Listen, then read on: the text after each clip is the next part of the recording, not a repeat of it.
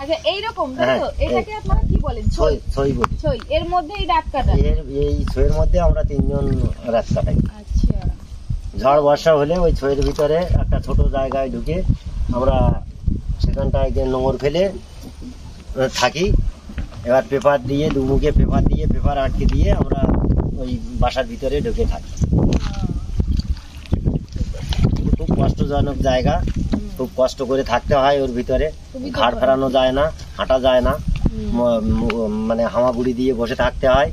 রান্না কি ওইটাই করে? রান্না এই উনান বানানো আছে, উনানটা দেখুন এই সিস্টেমের এই উনান, এর ভিতরে জ্বালানি দিয়ে আমরা নৌকার উপরে রেখে জঙ্গল থেকে শুকনো কাঠ সংগ্রহ করে নিয়ে এসে আমরা এই উনানে রান্না করে।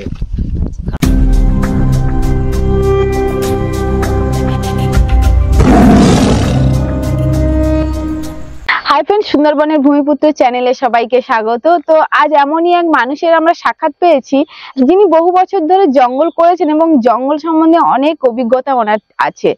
তো জঙ্গল করতে গিয়ে উনি ওনার সঙ্গী সাথীদেরও হারান, কিন্তু আজ আমরা ওনার কাছ থেকে একদম সম্পূর্ণ যেভাবে ওনারা নদীতে গিয়ে যেভাবে মাছ ধরেন, কাঁকড়া ধরেন বা সেইভাবে আমরা ওনার কাছ থেকে আমরা সাক্ষাৎ নেব।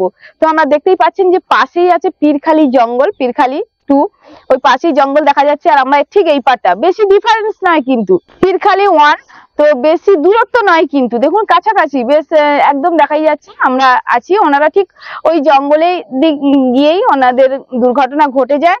তো আজ পুরোটাই উনি সুন্দরভাবে গুছিয়ে আপনাদের সামনে তুলে ধরবেন।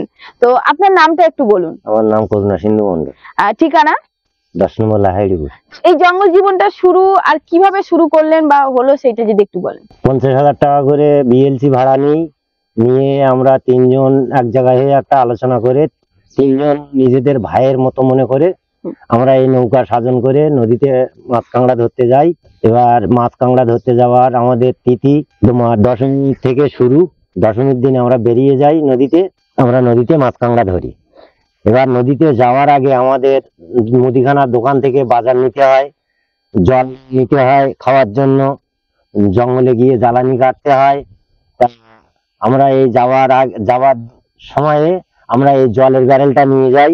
এই ব্যারেলে করে জল নিয়ে আমরা বড় পাত্রে স্টক করে নিয়ে যাই। এবার ওখানে গিয়ে আমরা রাত্রিতে নৌকা চাপান করেছিলাম। একাদশীর জোয়ার, ভোরের জোয়ার, আমাদের সকালে দুকে দড়ি দোন ফেলেছি খালে। কজন ছিলেন? আমরা 3 জন ছিলাম। আচ্ছা। এবার আমরা 3 জন ছিলাম, 3 জন থাকাকালীন আমরা দুটো দড়ি কাজ করেছি ভালো, পরের দড়িতেও ভালো কাজ করেছি। দোন তোলা শেষ হয়ে গেছে, দোনের চারা কাঁকড়ায় কিছু খেয়েছিল। আচ্ছা। এবার দোনটা নিয়ে আমি চারা বাঁধছিলাম। এবার আমার মাঝি ভাই বললো ভাই যে ভাই ঠেকাতে পারলাম না। এবার আমি দোনে চারা বাঁধছিলাম, আমি ঘাট ফিরিয়ে দেখতে পারিনি। আমি গাড়ি অ্যাক্সিডেন্ট, আমি সহজে ঘুরতে পারিনি। আমি উঠে না দাঁড়ালে আমি ঘুরতে পারিনি, যার জন্য আমি জিনিসটা দেখতে পাইনি। যখন বাঘ, আমার যে আরেকটা দাদা ছিল, সেই দাদার ঘাড়ে যখন বাঘটা পড়ে, আমি আমার চারা বাঁধা অবস্থায় আমি নদীতে পড়ে যাই। নদীতে পড়ে যেয়ে আমি নৌকা ধরে নৌকায় উঠলাম নদী থেকে, খাল থেকে। ওনাকে নিয়ে যাওয়ার সম্মুখে দেখি ওনার দুই পায়ের ওই আঙুলগুলো আমি দেখতে পেয়েছিলাম। আচ্ছা। তারপরে ওনাকে আর দেখতে পাইনি। এবার আমাদের নৌকায় ক্ষত হয়েছে, নৌকার এই যে আমরা বলি মলম লাগানো, ও ভেঙে গেল, একদমের মতো জায়গা ভেঙে দিল। এবার আমরা দুজন ওই খালের থেকে নৌকা বের করার সময়, নৌকা ঠিক যেখানটায় আমাদের এই বাঘের দুর্ঘটনাটা ঘটে গেছে আমাদের কবলে, তখনই নৌকা যেখানে অ্যাক্সিডেন্ট হয়েছে বারবার সেই জায়গাটায় নৌকাটা পৌঁছে যাচ্ছে। আমরা সেইখান থেকে দুজন ওরকম 1-1.5 ঘন্টা মানে দুজন খুব কলা কৌশল করার চেষ্টা করেছি, আমরা বের করতে পারছি না। তারপরে মুখ খিস্তি করলাম, করার পরে মাঠ ডাকাডুকো করে আমরা আর একজন আমার যে সাথী ছিল তাকে সাহস দিয়ে সেই খালের থেকে আমি বেরিয়ে আসলাম। বেরিয়ে এসে বড় নদীতে পড়লাম। বড় নদীতে পড়ে ও তখন কাঁদছিল খুব, আমিও কাঁদছিলাম। যে 3 জন এসেছিলাম, একজনকে হারিয়ে দেশে ফিরছি। আমরা দেশে যেয়ে তার বাড়িতে কি বলবো। এবার ওখান থেকে আমাদের অ্যাক্সিডেন্টটা ঘটেছিল বেলা 9টার সময়। আমরা 2:30 3টে নাগাদ আমরা ঘাটে পৌঁছেছিলাম, দুজন বেয়ে বেয়ে এসেছিলাম। এবার আমাদের খাওয়া দাওয়ার কোনো ব্যবস্থা থাকলেও আমাদের সেই সময় আমাদের খাওয়ার মন ছিল না। আমরা নৌকা দোন তোলা হয়ে গেছে, আমরা বেয়ে বেরিয়ে যাচ্ছিলাম। ওরা দুজন বাঁধছিল আর আমি দোনে চারা বাঁধছিলাম, মানে আবার দেবেন বলে চারাটা বাঁধছিলেন। আবার দেবো বলে বাঁধছিলাম। এবার ওইখানে আমাদের দুর্ঘটনা ঘটে যায়, আমরা দোন দিতে পারিনি, আমরা ঘাটে চলে এসেছিলাম। যে এখানে ঘটেছিল জায়গাটার কি নাম ছিল? কেওড়াতলি। কেওড়াতলি, আচ্ছা। মানে কি আপনারা কি খাল থেকে, যে সুতি খালগুলো বা ওই থেকে, ছোট খাল থেকে আমরা এই মানে পাশে বড় নদী থেকে ছোট ছোট খাল ওঠে, সেই খালের থেকে বেরিয়ে মানে এই যে নৌকায় বসে আছি, এই পিছনে বড় নদী, এইটুখানি পথ আমরা বেরোনোর আর টাইম পাইনি। আচ্ছা, মানে ওপর থেকে হোমশাস্ত্র পড়েছিল। আপনি কি এইভাবে? আমি এইভাবে দোনে চারা বাঁধা অবস্থায় বসেছিলাম। আর যাকে ধরেছিল উনি কোন পজিশনে ছিলেন? উনি আমি যেভাবে সামনের দিকে ফিরে কথা বলছি, উনি ওই নৌকার গলুর দিকে হাতে বুটে টানছিল। আচ্ছা, তো যখনই জামটা করছিল আপনারা কেউ দেখেননি? না, আমার নৌকার মাঝি যে ছিল দাদা দেখেছিল। দাদা দেখে কি বলছিল? দাদা বলছিল ভাই ঠেকাতে পারলাম না। ও বাঘের কথাটা কিছু বলে। মানে তখন আমি নিচে হয়ে কি করছিলেন? গুড়ি মেরে আছে, মানে এরকম নিচে হয়ে চারার দোনে চারা বাঁধছিল। আর উনি আপনার দিকে ফিরেছিলেন? উনি আমার দিকে ফিরেছিল না, উনি ওদিকে ফিরেছিল, আমি এদিকে ফিরেছিলাম। আচ্ছা, মানে দুজন দুদিকে ছিলাম, একই জায়গায় বসেছিলাম পাশাপাশি। দুজন দুদিকে মানে। আচ্ছা, যখনই নৌকার উপরে তো পড়েছিল নাকি? হ্যাঁ, নৌকার উপরে পড়েছিল। নৌকার যখন উপরে পড়ে তখন তো আপনি তো দেখেছিলেন? না, নৌকার উপর পড়েছিল আমি দেখিনি, আমি তো ওইভাবে ছিলাম। ও পড়েছে, আমি নদীতে পড়ে গেছি। ও আচ্ছা, যখনই নৌকার উপরে বাঘটা পড়েছেন আপনি তখন নদীতে পড়ে গেছি। মানে ওর ওই যে ঠেলা, ওই ঠেলায় আমি জলে পড়ে গেছি। তো নৌকা ডুবে যায়নি? না, নৌকা ডুবে যায়নি, নৌকায় কিছু জল উঠেছিল। মানে এত বড় ভার জিনিসটা যে পড়ছে বাঘ, ও যদি 5 কুইন্টাল ওয়েট থাকে, যখন ওর মানে কোনো কিছুর উপর যদি পড়ে, আরো আছে 150 কুইন্টাল ভার তখন তার শরীরে তৈরি হয়ে যায়। আর ওর একটা হাতের যে বল, কয়েকশো পুরুষ মানুষ সে হাতের বল ঠেকাতে পারবে না।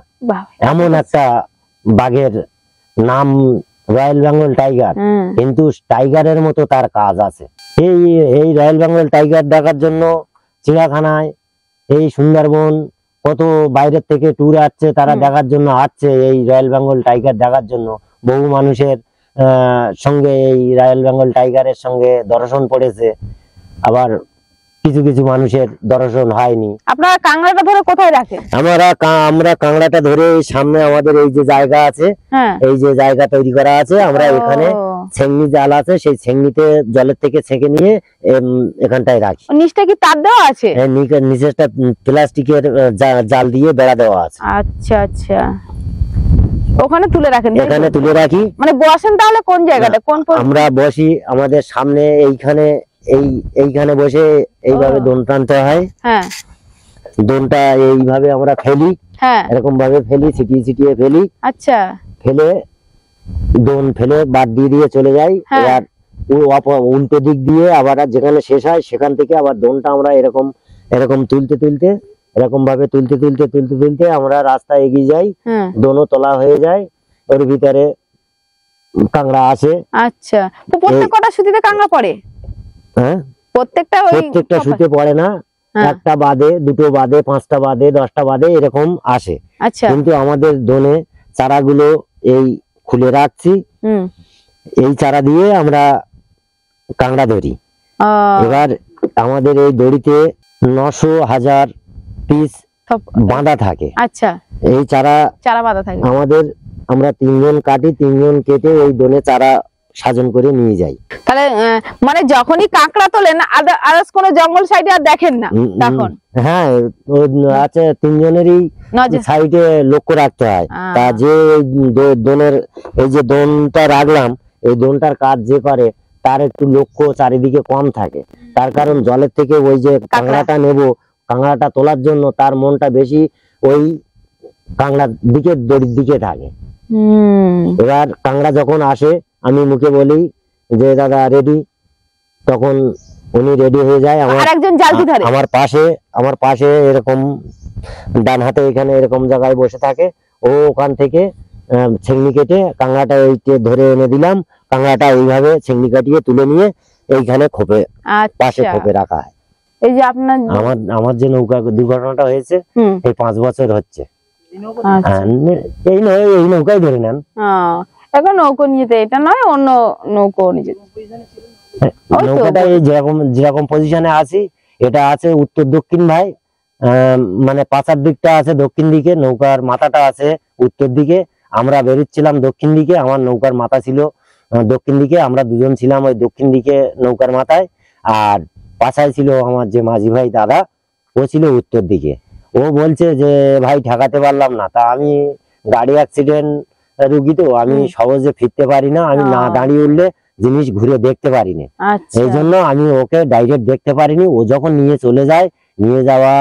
চলে যাওয়ার সম্মুখে আমি সেই আমার নৌকার মৃত দাদাকে আমি শুধু ওই পা দুটো দেখতে পেয়েছি, তাছাড়া আর আমি কিছু দেখতে পাইনি। আর বাঘটাকে দেখেছি।